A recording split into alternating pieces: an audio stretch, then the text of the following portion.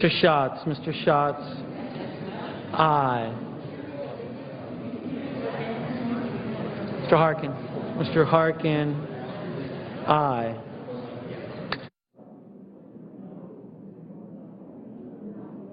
Mrs. Shaheen, Mrs. Shaheen, aye.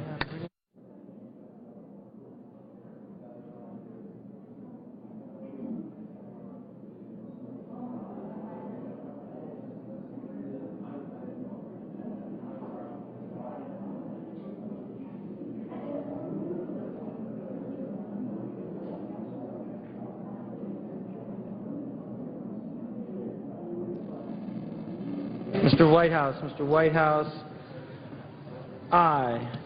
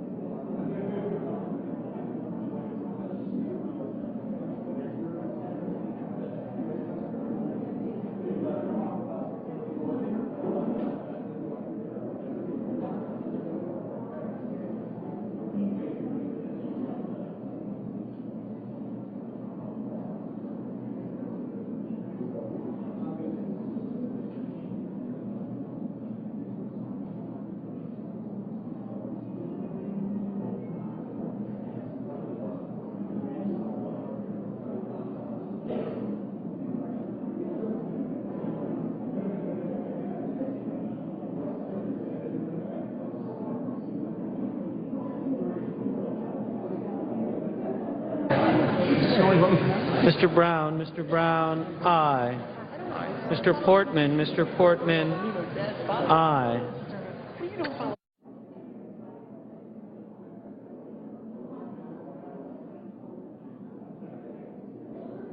Mr. Schumer, aye.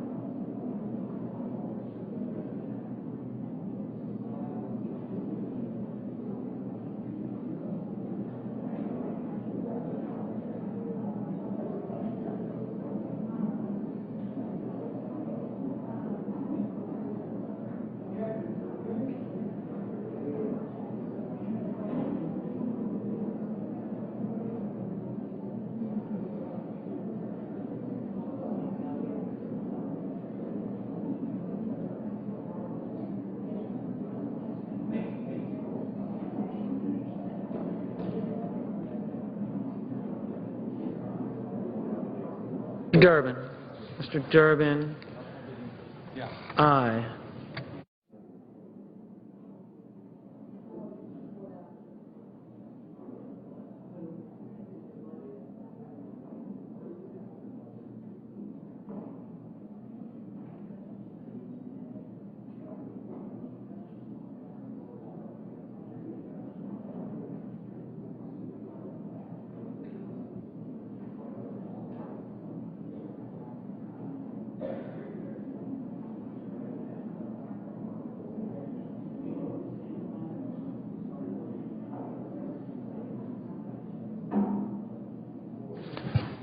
Are there any senators wishing to vote or change their vote? Are there any senators wishing to vote or wishing to change their vote?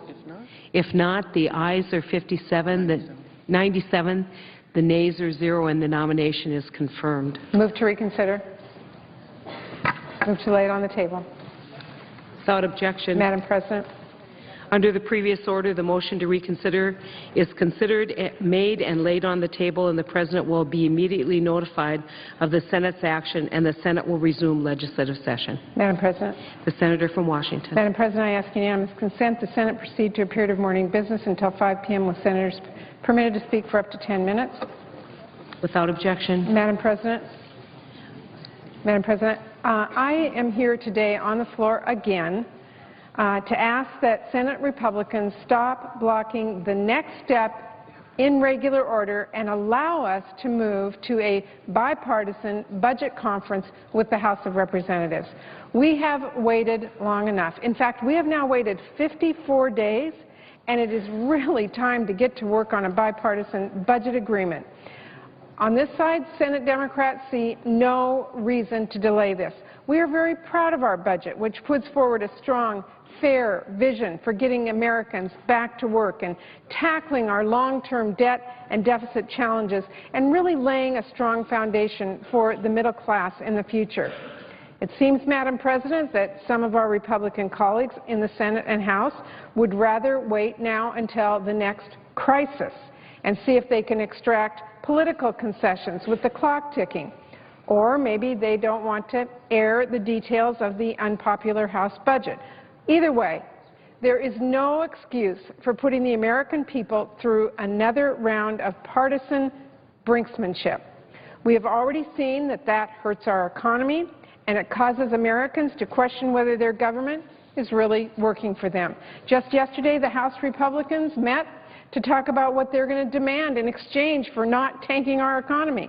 Apparently, they are considering, and I quote, a laundry list, including repealing Obamacare, which the House will vote on, by the way, for the 37th time today, and restrictions on women's health choices.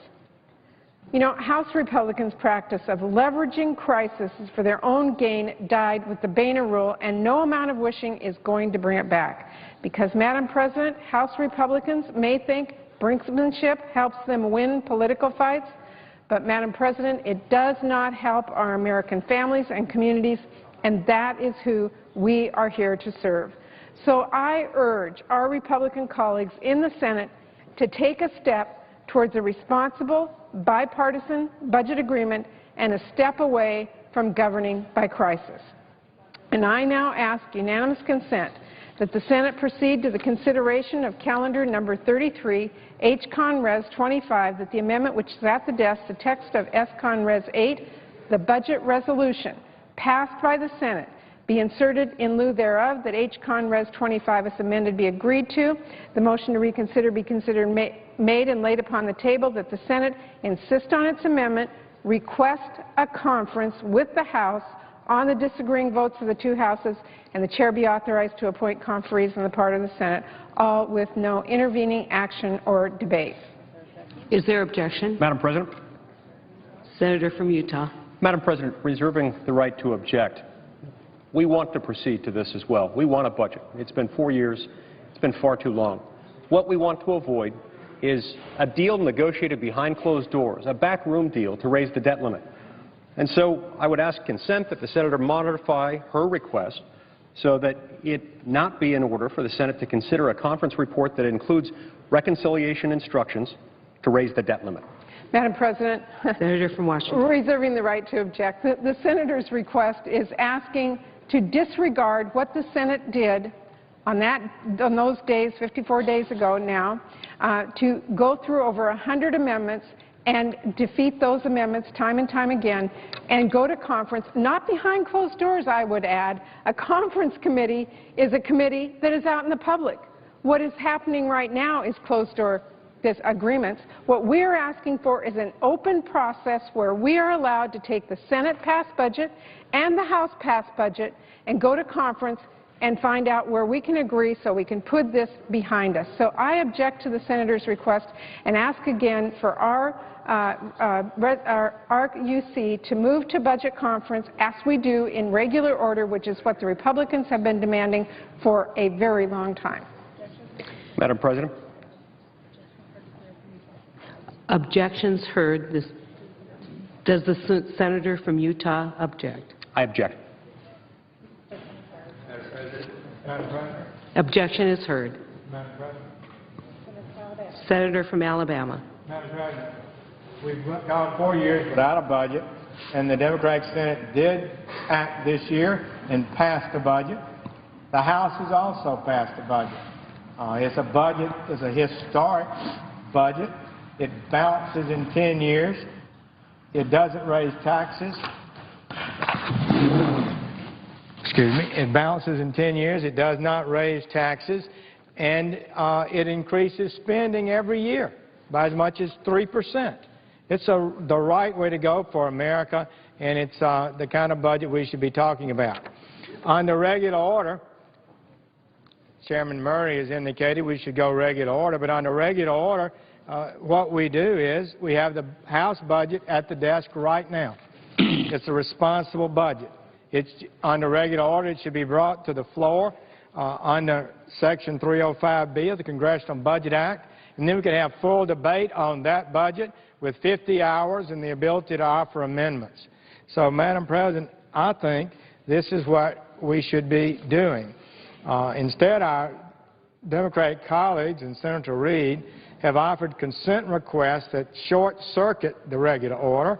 Their request would automatically bring the House budget off the calendar, replace it entirely with the Senate's own budget, and assume its passage without a single minute of debate or without a single vote being taken. That's not the regular order. So, Madam President, first I would ask consent that after my remarks, Senator Inhofe be recognized. Is there Madam President, I object. I would just like to respond to the Senator. All right, I understand that. I'm sorry. So, Madam President, I would ask consent that the Senate now proceed to the consideration of calendar number 33, H. Con. Res. 25, the House-passed budget resolution for fiscal year 2014.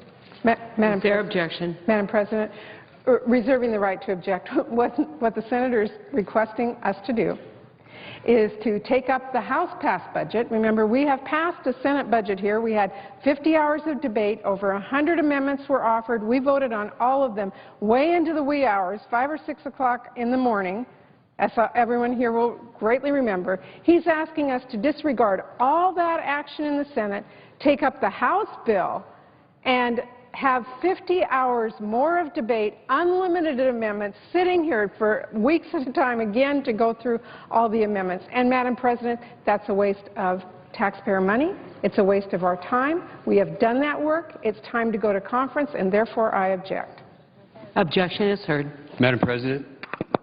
Senator from Oklahoma. Madam President, it's my understanding that colloquy is in order between the Senator Blumenthal and Senators Lee. I ask unanimous consent at the conclusion of that I be recognized, and following my remarks, the Senator from Texas, Senator Cornyn, be recognized. Is there objection? Madam President.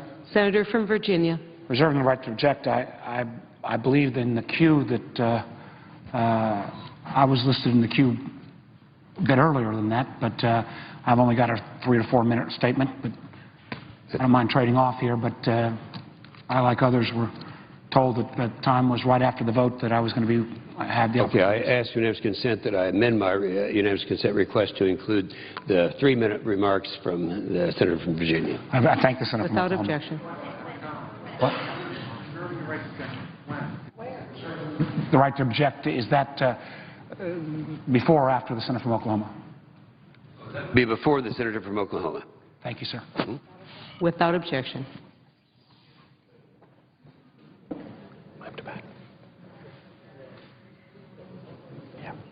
Madam President, Senator from Utah. I ask unanimous consent that the Help Committee be discharged from further consideration of Senate Resolution 133, that the Senate proceed to its consideration, that the resolution be agreed to, that the preamble be agreed to, that the motion to reconsider be made and laid on the table with no intervening action or debate. Is there objection? Madam President. Senator from Connecticut. Madam President, reserving the right to object, I want to point out that the incident that led to this resolution, the Kermit Gosnell prosecution, indeed resulted in a successful conviction. He was convicted of 3 counts of first-degree murder and 1 count of involuntary manslaughter. That case is closed.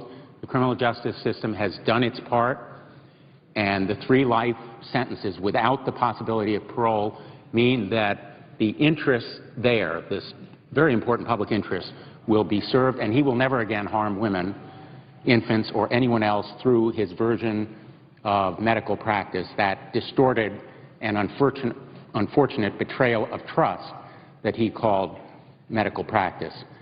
Now, we need very much to focus on the kind of abuse of trust, unsanitary, abusive, unsafe medical practices across this country, no matter what kind of procedure is involved. And that's the reason that I think this resolution is too narrow in its focus on violations of standard of medical care when they occur in medical practice, which most certainly was involved in the Gosnell case and involved, unfortunately, in many cases, hundreds, perhaps thousands, across the country every year. As United States Senators, we have a responsibility to focus on that betrayal of trust and care when it occurs, and that's the reason that I have offered a resolution, Senate Resolution 134, to express the sense of the Senate that all incidents of abusive, unsanitary, illegal, unhealthful medical practices should be condemned and prevented, and the perpetrators should be prosecuted to the full extent of the law, just as Gosnell was. There are many instances, unfortunately, already publicly disclosed of these abuses of standards. And one of them, for example, which I cited on the floor just very recently last week, and I remind my colleagues, the Oklahoma dentist who exposed as many as 7,000 patients to the HIV and hepatitis B and C viruses through unsanitary practices. So far, 60 of his patients have tested positive for these viruses. That's 60 people who trusted a health care provider in a position of authority to provide safe, quality care. Those patients now face life-threatening diseases. In Nevada, practitioners at an endoscopy center exposed 40,000 patients to hepatitis C through their unsanitary practices, which went on for years. My resolution speaks to these kinds of abuses, unsafe, unsanitary practices, no matter what the medical procedure involved may be. So I urge my colleagues to support my resolution, and I do object to the senator from Utah's proposed resolution, and I ask unanimous consent that the Help Committee be discharged from further consideration of Senate Resolution 134, and the Senate proceed to its consideration, that the resolution be agreed to, the Blumenthal amendment to the preamble, which is at the desk, be agreed to, the preamble as amended be agreed to, and the motion to reconsider be laid upon the table with no intervening action or debate. Madam President. Objection is heard to the senator from Utah's request. Is there objection to the senator from Connecticut's request? Madam President, Senator from Utah. reserving the right to object. The kind of abuse, the kind of betrayal of trust described in the resolution proposed by my friend and my colleague from Connecticut is different in kind from that described in my resolution. The kind of abuse involved in my resolution involves the intentional taking, the first-degree premeditated murder of human life. I think that deserves its own consideration, and on that basis, I object. Objection is heard. Madam President, Senator from Connecticut. if I may respond to my friend's remarks, and I certainly not only sympathize with his motivation, but also with the result. I just think it is too narrow a result to investigate one form of medical practice, no matter how egregious the violation of standard of care may be. In this instance, it involved murder. We can say it now no longer with the word alleged before murder, as we did last week. It is now proved. It is heinous and unacceptable, but so are the practices that involve exposing patients to very severe illnesses, and likewise the nursing home director in California who inappropriately administered an antipsychotic medicine to residents simply for convenience and resulted in the death of one patient. Those kinds of practices may be equally egregious in the results and impact that they cause, and my resolution would be broader and more inclusive and fairer, not only to those victims' families, and I want to express my sympathy with the families of those victims who were so deeply and irreparably harmed by Gosnell, but also with the families and victims of other kinds of medical malpractices, and to respect the states who have an independent responsibility to assure adherence with those standards of care and ought to have the ability to enforce their laws, which might be impeded by the resolution that has been offered by my friend from Utah. Madam President? Senator from Utah. Madam President, I rise to ask my colleagues once again to join me in expressing the sense of the Senate that governments at all levels have a compelling interest in preventing and punishing the practice of late-term abortions under unsafe, unsanitary, and illegal circumstances. It seems as though every day, we find new evidence that this problem is much bigger than we could have feared previously. Earlier this week, of course, Philadelphia abortion doctor Kermit Gosnell was convicted on 3 counts of first-degree murder for severing the spines of newborn infants, and 1 count of involuntary manslaughter for the death of a pregnant mother who came to see Dr. Gosnell for care. The shocking details of the Gosnell case have, despite the best efforts of the mainstream media to cover it up, become national news. The abortion industry is spun into action, trying to isolate and condemn Gosnell as an aberration. Planned Parenthood cited Gosnell's appalling crimes. NARAL called him a butcher. On this very floor last week, Gosnell's actions were decried by pro-choice senators as reprehensible and an outrage, a violation of everything we hold dear.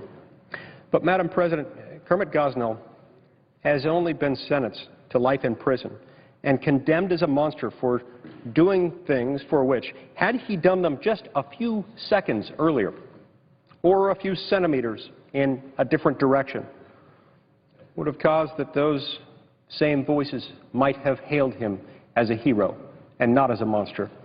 Remember, President Obama himself, while serving in the state legislature of Illinois, voted against legislation that would have protected the civil and constitutional rights of infants, human beings born alive. At a recent hearing in the Florida State Legislature, a Planned Parenthood representative refused even to acknowledge that newborn babies have a right to life. In recent weeks, undercover videos have caught abortion clinics around the country casually offering to kill infants born alive. And just this week, evidence emerged about similar abuses at a clinic in Texas. This has nothing to do with health care or even with medical negligence, but with murder. a war on women and children waged under the guise of legitimate health care. As much as we might want to agree that Kermit Gosnell is an aberration, recent revelations indeed suggest otherwise. A mounting body of evidence seems to suggest that, at least among some late-term abortion providers and advocates, the immorality of infanticide may be an open question. Madam President, the abortion industry's defense of late-term abortion has always been based on a rejection of innate human dignity. How could it be otherwise? But as technology advances, their case for late-term abortion increasingly rejects medical science as well. We now know as a scientific fact that unborn children, after about 20 weeks of development, can feel pain. We know that Dr. Gosnell's victims squirmed and cried before he severed their spinal cords.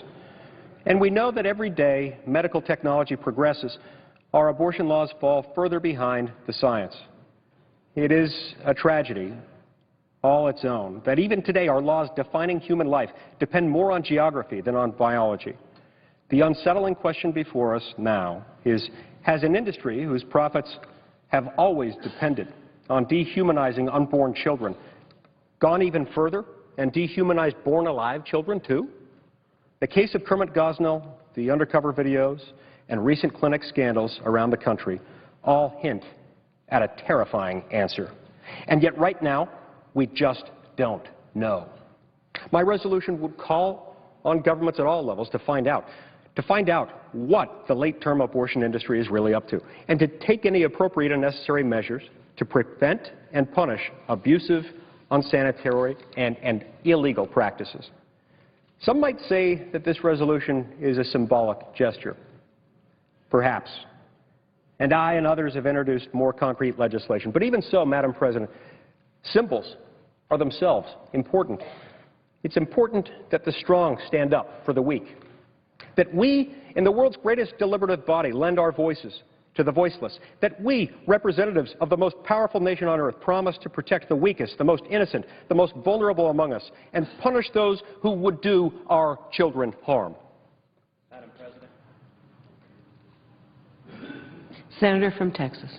Would the senator from Utah yield for a question? Yes, I will.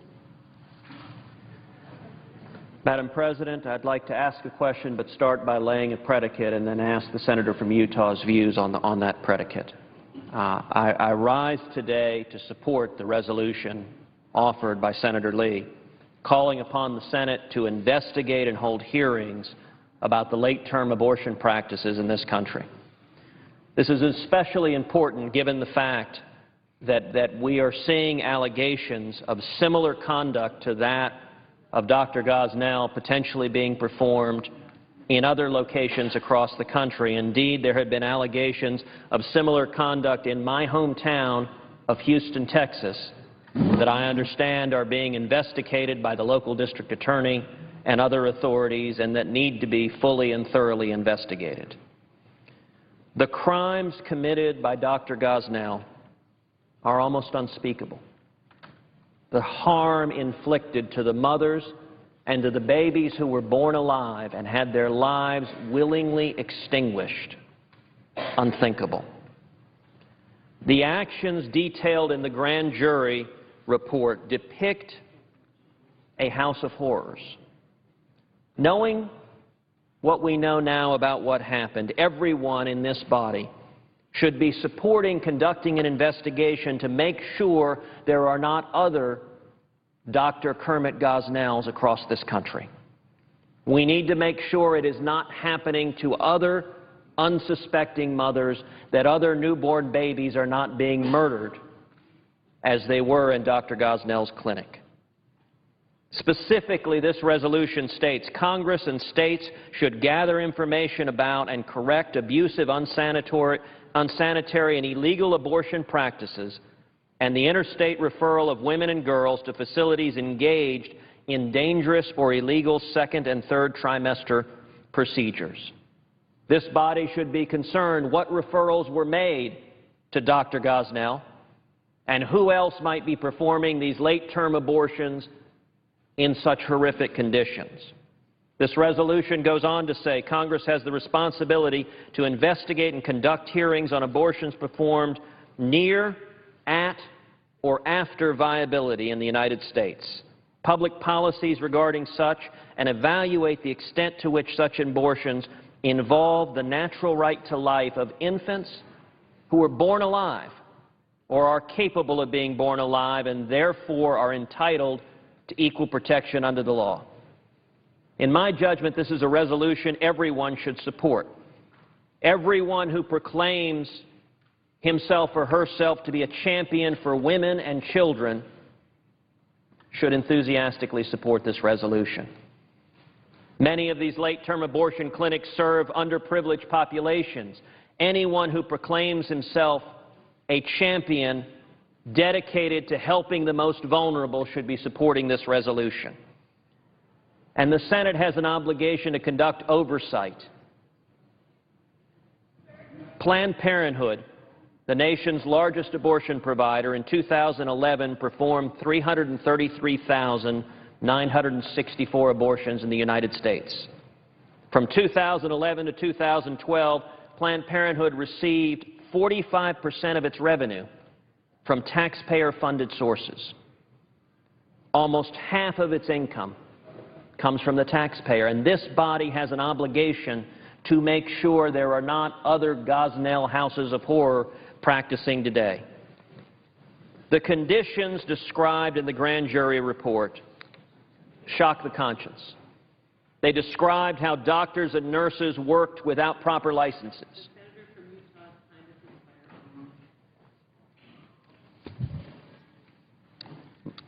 My question to the senator is, do you see how any senator of good faith, given these facts, could oppose this resolution? Madam President, I ask unanimous consent that I be given 60 seconds to answer the question, and then I'll... Is there objection? Without objection. Thank you, Madam President.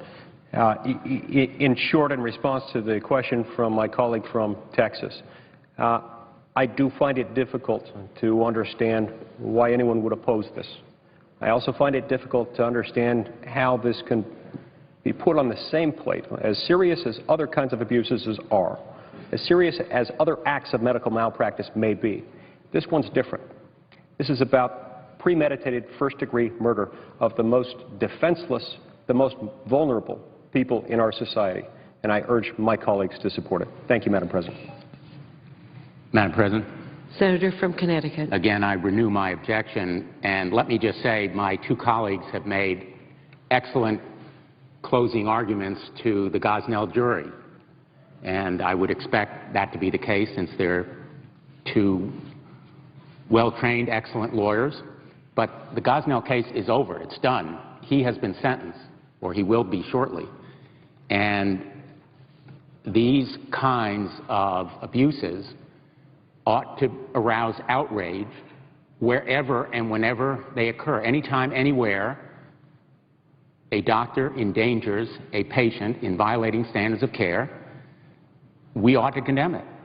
And so I urge my colleagues to join me in the outrage I feel about the dentist in Oklahoma or the endoscopy center in Nevada or the nursing home director in California, or any case where prosecution is appropriate. Investigation should be done properly by state authorities who have jurisdiction, and to condemn such practices, and I ask them to join me in Resolution S-134.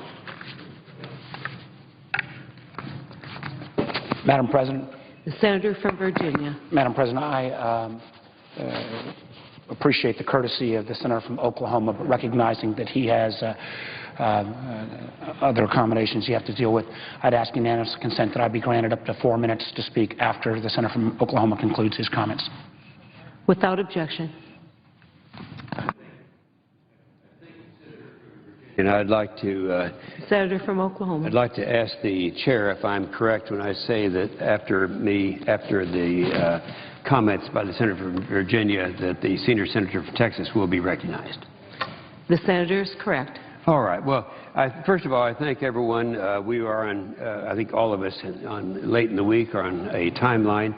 I have a very significant piece of legislation, S-965, called the Iran Sanctions Implementation Act. I spent a long time on the floor yesterday talking about this, and it occurred to me that it's a little bit complicated, and the longer you talk about it, the more complicated it gets. And so I've shortened it. Let me just make a couple of brief comments about where we are today in relationship to Iran and to some of the other countries in the Middle East, and a solution that everyone can agree to the problem that's there. First of all, 70% of Iran's revenues come from their export of oils. What we have done successfully is had some modest means of reducing that, so that we've actually cut their amount of exports in half over the last 4 or 5 years, from 2.5 million barrels of oil a day to 1.25 million barrels a day. Well, that amounts to 70% of the resources, the revenue that Iran has. Now, what do they do with their revenue? First of all, we recognize something that people don't like to talk about, and that is that Iran, our own intelligence says, and has said since 2007, that by 2015 they will have a weapon and a delivery system for that weapon. Our concern, of course, is one of the things that happened in Barack Obama's, the president's first budget 4 years ago, was, in addition to other things to the military, they did away with the ground-based interceptor in Poland, which was designed specifically to take care of a missile coming from the east, and of course what we had in mind was the threat that's there from Iran. So that is a threat. The second thing they have, besides their nuclear buildup, is the fact that they are helping all the terrorist operations throughout the Middle East. I think we know that they were very significant in assisting Assad in his barbaric slaughter of over 70,000 of the Syrian people. They're able to do this because Iran earns $3 billion a month in oil revenue. That's 70% of their revenue. Now, if Iran didn't have access to this money, its ability to influence the region would be either stopped or significantly curtailed. In other words, Iran cannot pose this threat without their oil revenues. Now, the United States production is now 7 million barrels a day, which is 40% higher. Put the chart up here. 40% higher than in 2008. Now, when you look at the map here, and you can see back in the old days, that was the oil belt was the western part of the United States. Look at it now. It's all changed. You have the Marcellus up there in Pennsylvania, which is now the second largest employer in Pennsylvania. And so it's scattered throughout. And the reason for this surge is because the use of horizontal drilling and hydraulic fracturing has allowed us to reach reserves, reach production we otherwise could not do it. Here's the interesting thing.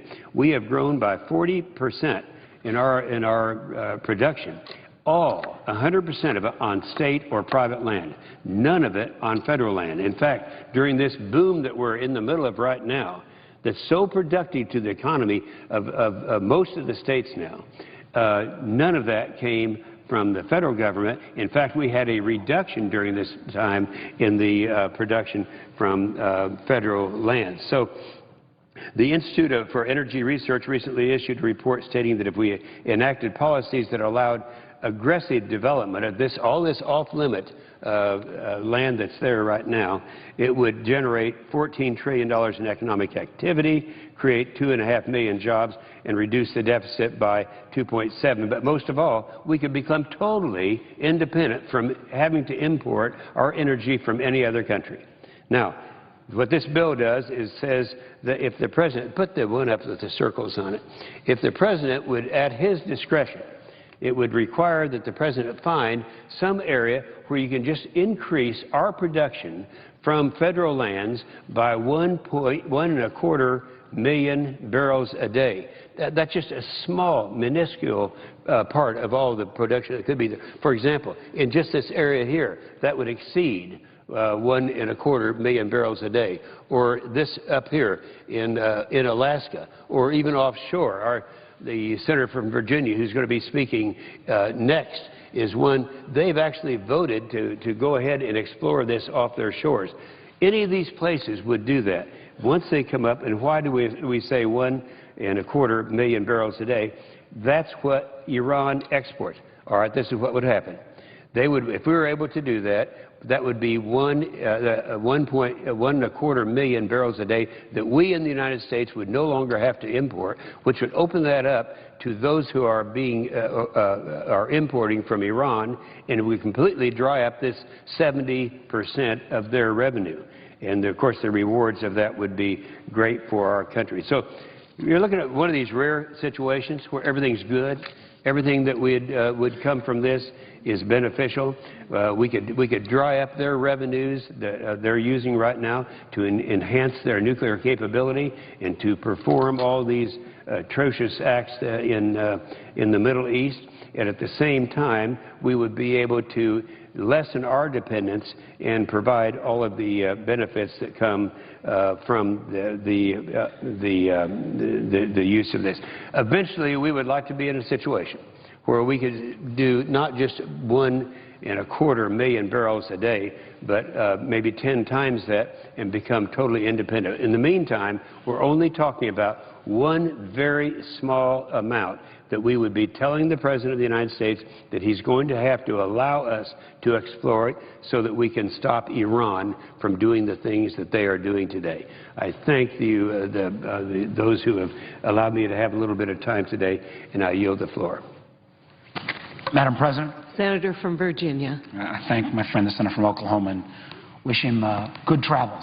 I rise briefly today to point out one more time some of the ramifications of the policy that I have called repeatedly stupidity on steroids, which is our sequestration policies. Word came out earlier this week from the Department of Defense that the Secretary, to meet his sequestration numbers, is going to have to furlough teachers in Department of Defense schools for 5 days and education support personnel for 11 days. Now, many of us on the floor of this Senate stand up and praise our men and women who serve in the military, who defend our freedoms. I cannot think of anything that is more of an antithesis of that kind of words we say that we would praise their service if we say, yes, you go off and defend our nation, Iraq and Afghanistan.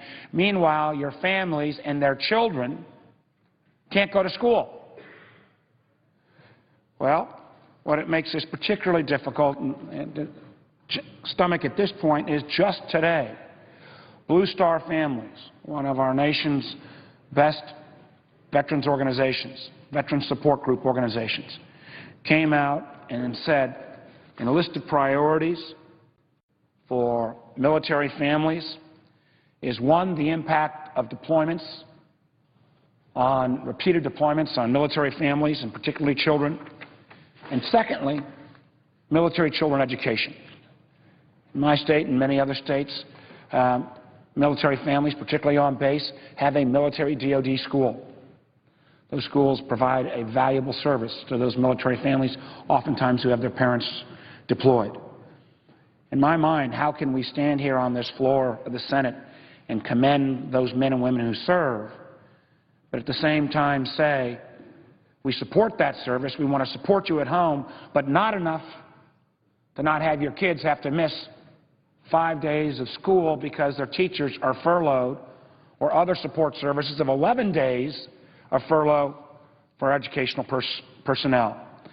So, Madam President, I am writing Secretary Hagel, and I would ask all of my colleagues to join with me in this manner and urging that these furloughs of these educators who who educate the children of our military families be exempted from the process of sequestration. I think it begs the larger question that the nation confronts still a $16 trillion debt. I think most of us in this chamber know that the only way we're going to get to a solution is those of us on this side of the aisle are going to have to find a way to make smart, sensible reforms to our entitlement programs, our colleagues on the opposite side of the aisle are going to have to work with us to find ways to generate additional revenues, or otherwise we'll keep coming back to the kind of cuts that we've seen in sequestration, the kind of cuts in domestic discretionary spending that we're on the current path that would take domestic discretionary spending from 16% of our federal spend down to 4%. I got to tell you, I was a business investor. I would never invest in a business that spent less than 5% of its resources on its workforce, its infrastructure, and staying ahead of the competition, which is research and development. So today I rise on the issue of making sure that we actually honor those military families that we speak so often of, and make sure that their kids get to go to school next year and don't have to lose valuable educational time because their teachers are furloughed. I hope my colleagues will join me in this letter to Secretary Hagel to make sure that these individuals are relieved from this furlough. With that, Madam President, I yield the floor and again thank my colleague, the Senator from Texas, for the courtesy we've exchanged back and forth. Madam President. Senator from Texas.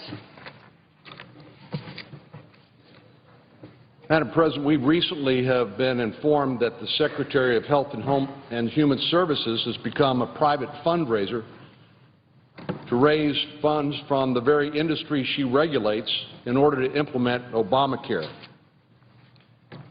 This raises all sorts of troubling concerns, the appearance of impropriety, of conflict of interest, the appearance that there basically is a shakedown going on,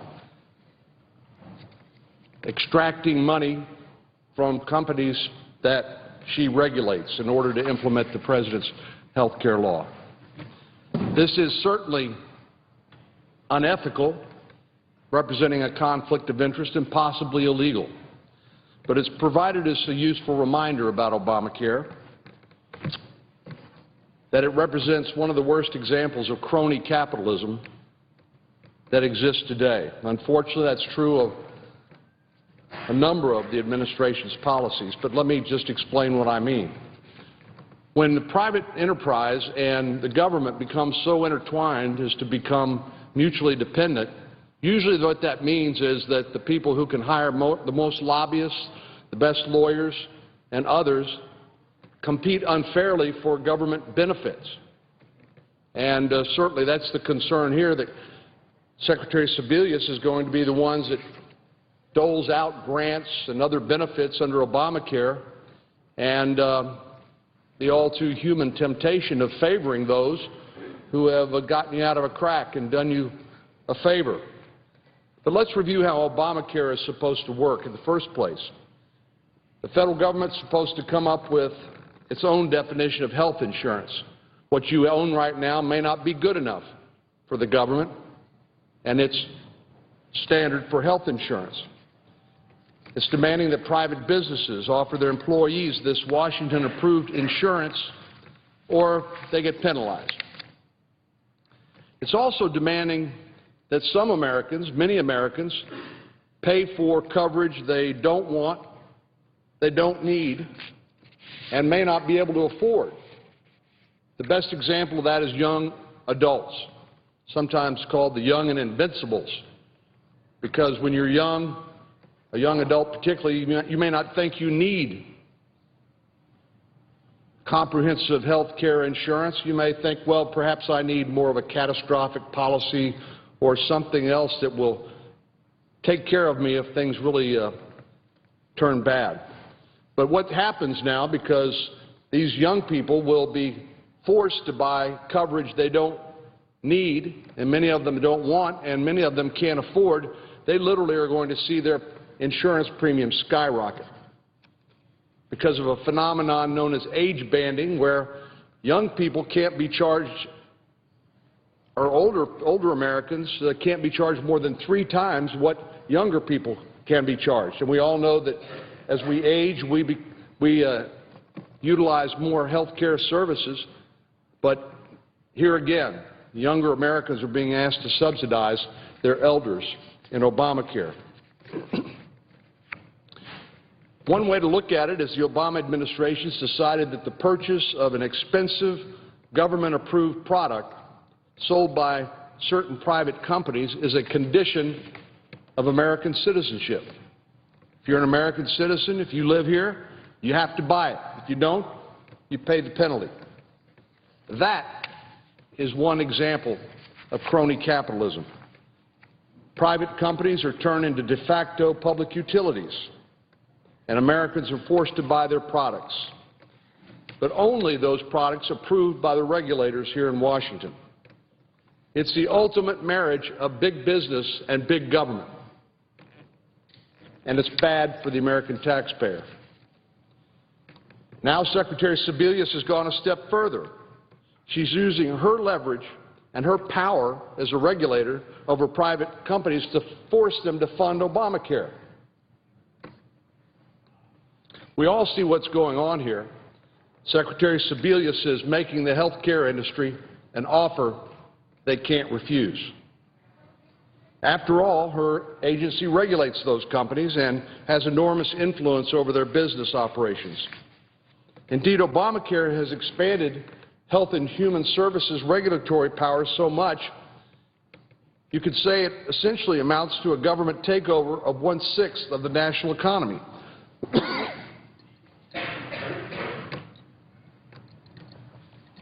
Anytime there's a dramatic increase in federal regulation and bureaucratic authority, there will also be a dramatic increase in crony capitalism. You recall that HHS, Health and Human Services, granted a series of waivers from Obamacare's annual limit requirements, which fostered the impression that certain companies, labor unions, and other institutions were getting preferential treatment. Why not treat all Americans the same, rather than government picking winners and losers with the temptation to pick your friends and political supporters and give them special favors? We saw this also in the government-run bailout of Chrysler Corporation, when the company's secured bondholders received less for their loans than the United Auto Workers Pension Fund. For that matter, we also saw it in the notorious Solyndra project. President Obama's entire green agenda energy policy is based on the idea that the federal government should be playing venture capitalist with taxpayer dollars.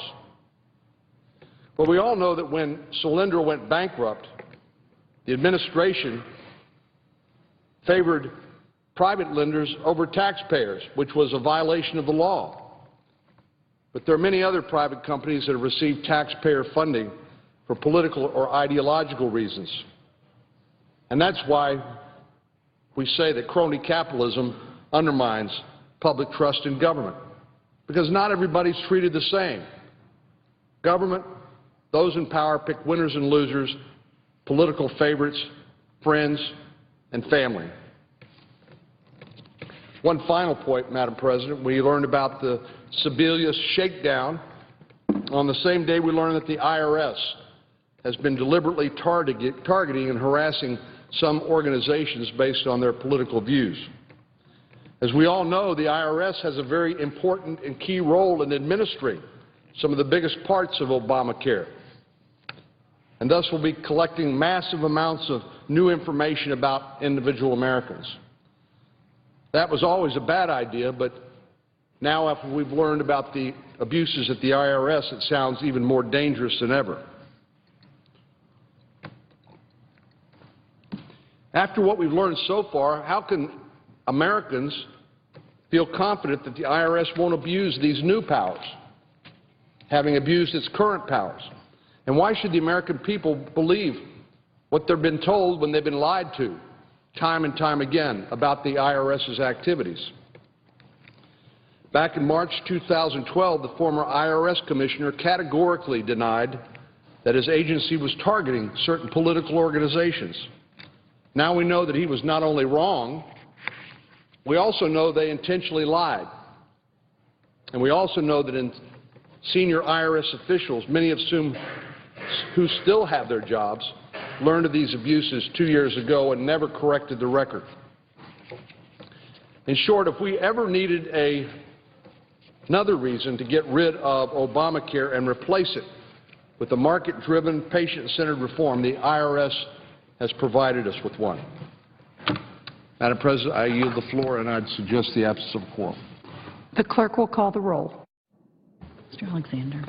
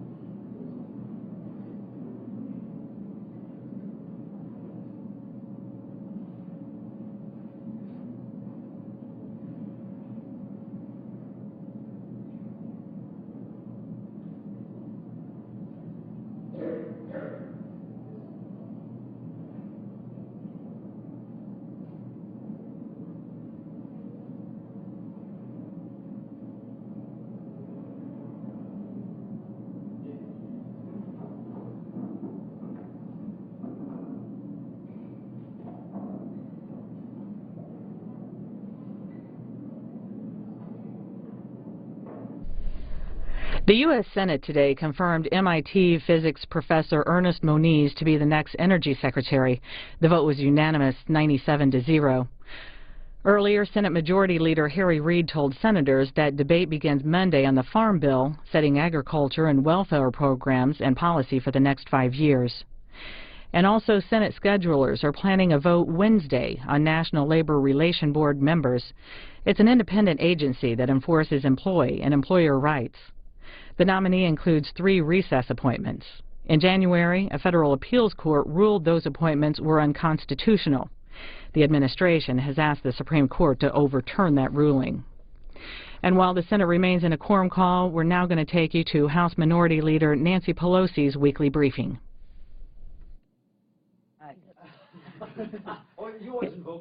I understand that, but we were having a very important message about women, and I want to reward those who came in. Rosa DeLauro, she owned it yesterday. Was she great? Got out there. In light of everything that's happened with these 3 events that have been somewhat of a drag on the White House, do you feel this president still has the ability to push significant legislation through this Congress?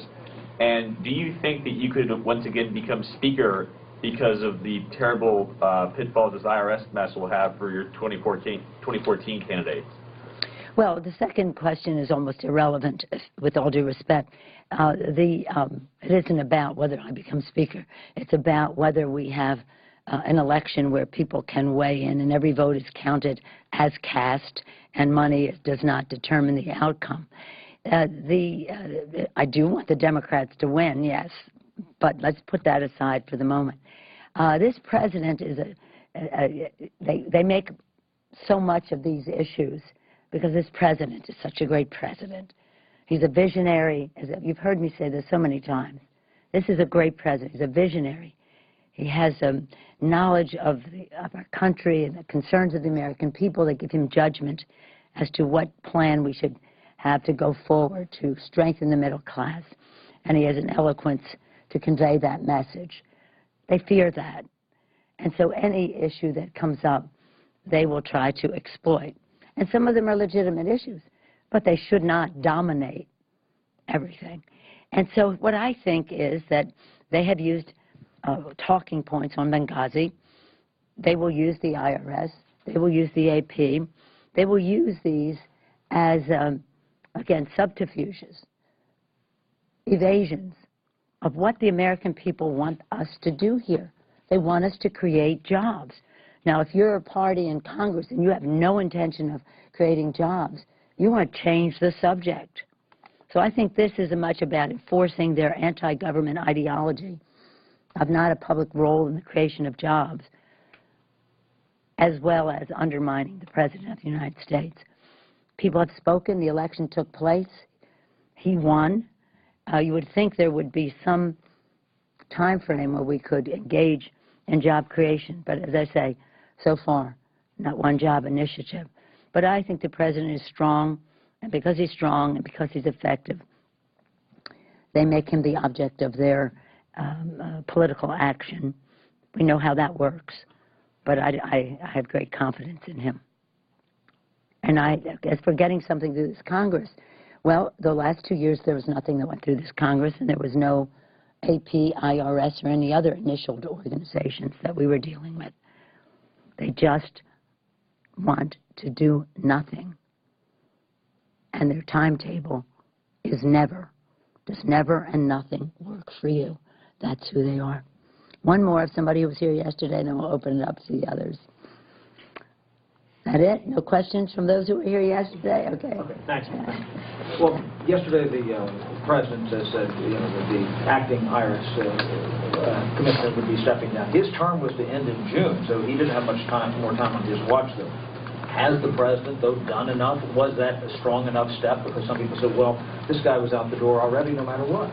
Well, he's there now, and it's about what happened. It's about what has happened. I don't know why. Am I missing something here? Has anybody mentioned that the director who left, and therefore now we have an acting director, was a Bush appointee? And that Miller is a career. He's a career. So these are not Obama appointees. But it happened on their watch, and we think they've been less than forthcoming to the Congress about what was going on when they knew about it. And so, no, you don't stay until the end of your term. I think the President, Secretary Lew made the right recommendation, and the President took advantage of that, and I think that was the right thing to do. I mean, the IRS, those are three scary initials to most people, not because they think they've done anything wrong, but they just worry that they'll be treated fairly. These people were not treated fairly. That was wrong. Somebody must be held accountable. Yes, sir. Who? I hear voices. Yes, sir. What is your reaction to Secretary Sebelius asking the health insurance industry for funds to implement the health care law? And also, have you ever asked donors to contribute to a 501c4?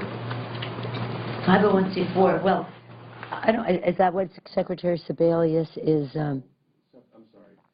She's asking them to donate. Oh, they're two different things. Yeah. Okay. I think, let me just say this. Let's just, to review. When the Republicans passed the Medicare prescription drug bill in the beginning of the President Bush's term, they spent a fortune of public dollars promoting it. Now they criticize this administration for spending much less than that to promote it. It's not a question of promote, isn't this wonderful? It's a question of you need to sign up for this. You have a responsibility to do outreach to. So when they were doing it then, I thought they did it to excess. But nonetheless, there was a responsibility to make sure people signed up, however whatever I thought of that bill, which I thought was bad. But nonetheless, they didn't, and that was their responsibility to get people to sign up. That's the responsibility now. So I think that that initiative is one that they, who should they be to criticize something they did to the hilt? Secondly, when we were passing the Affordable Care Act, there were hundreds of millions of dollars spent during the debate misrepresenting, mischaracterizing, I don't like to use this word, lying about what was in or not in the Affordable Care Act. It was going to be death panels, it was going to be about abortion, it was going to be this, that, and the other thing, none of which was true. But nonetheless, whether it was true or not, hundreds of millions of dollars spent by the private sector for this purpose. So this is not an unusual thing that the private sector would weigh in, and it's people who want to have people sign up in furtherance of the purpose of the bill. That was to defeat a bill. This isn't about that. That's over. This is the law of the land. And so, no, I don't have any problem with her doing that. I think that 501c4 should be done away with. I have been talking about this for years, and now it's really because of Citizens United that this is exploited.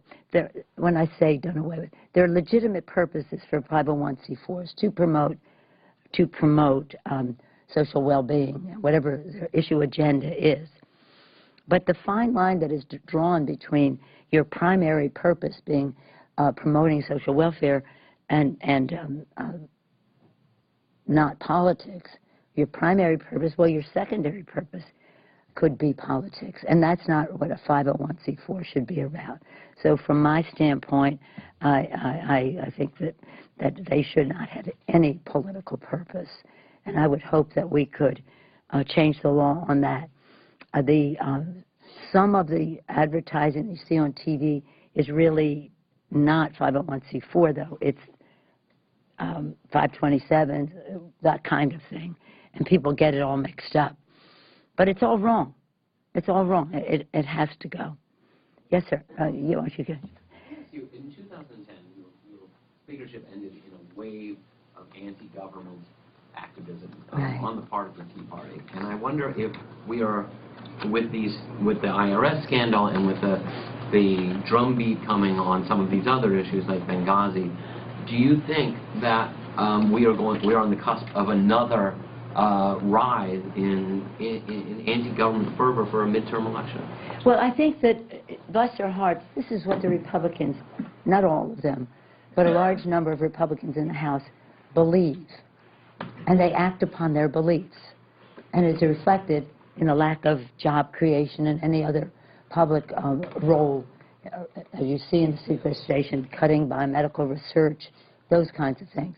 So that is a, I think no is the answer to the question, because I think this, people now know that this is who these people are, and they have a legitimate point of view.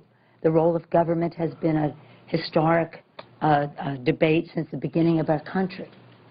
I add, though, that President Washington cautioned about political parties that were at war with their own government. So where are you on the spectrum of the role of government, or should there be none? Do nothing, never. And I think that that challenges our, shall we say, political astuteness to take that message to the people. But it's not stealth anymore. It's not stealth anymore. And these incidences, well, I don't know, talking points on Benghazi, I think is really a disservice to the issue of the protection of our diplomats, our intelligence community, our men and women in uniform who keep us safe. I think that on the talking points, the President is right. That piece of it is a sideshow. It's an evasion of what we really need to do. We need to pass a budget that fully protects, to the extent that we can. There's no guarantee, but to the extent that we can, our diplomats abroad.